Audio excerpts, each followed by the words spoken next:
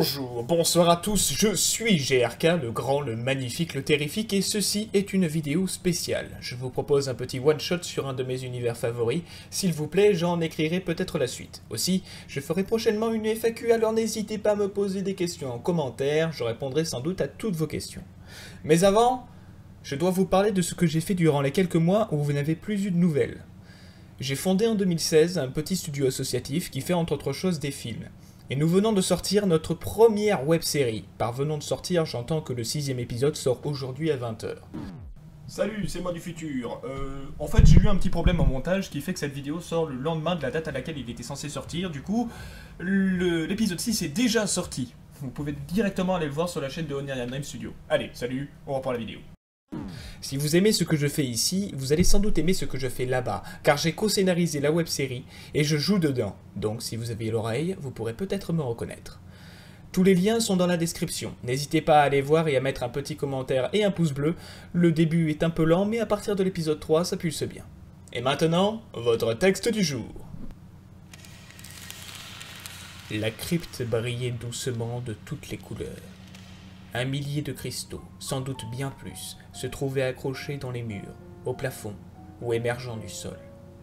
Cette grotte, il la voyait avec la précision d'un souvenir maintes et maintes fois revu, repassé, gravé dans sa mémoire avec la force des années. Le froid qui entrait dans ses poumons, le souffle argenté qui s'échappait de ses lèvres, la chaleur sous sa tunique, la moiteur de ses mains. Les paroles de ses maîtres juste à la sortie. Il devait trouver le cristal, vite, avant que le soleil ne descende et ne l'enferme dans la grotte glacée. L'appréhension tendait ses membres, raidissait sa nuque. Et si aucun des cristaux n'était le sien? Il prit le temps de tempérer sa respiration, d'inspirer profondément et d'expirer. Un frisson caressa son échine. La grotte semblait se replier en lui.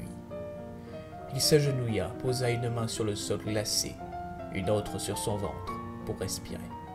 Le souffle d'air qui traversait la grotte, l'humidité ambiante, le froid, l'odeur entêtante de la pierre mouillée, tout cela entra en lui. Il sentit son cœur battre doucement, ralentir.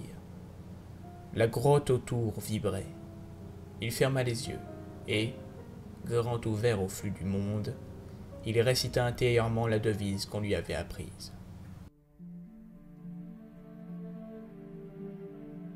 Il n'y a pas d'émotion, il n'y a que la paix. Il n'y a pas d'ignorance, seulement la connaissance. Il n'y a pas de passion, seulement la sérénité. Et il n'y a pas de chaos, seulement l'harmonie. Il n'y a pas de mort, seulement la force. Il releva la tête. La force passait en lui, passait en toutes choses, comme un torrent. Dans ce torrent, pourtant, deux choses accéléraient le courant, concentraient la force.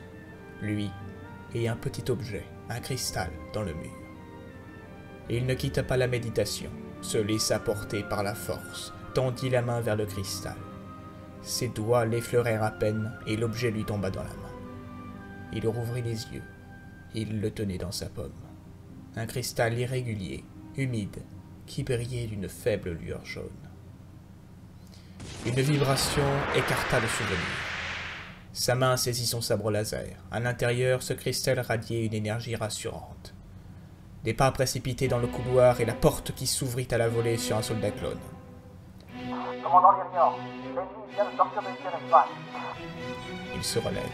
Avertissez mon maître sur la surface. Préparez-vous pour un combat spatial. À vos ordres. La guerre des clones l'appelait.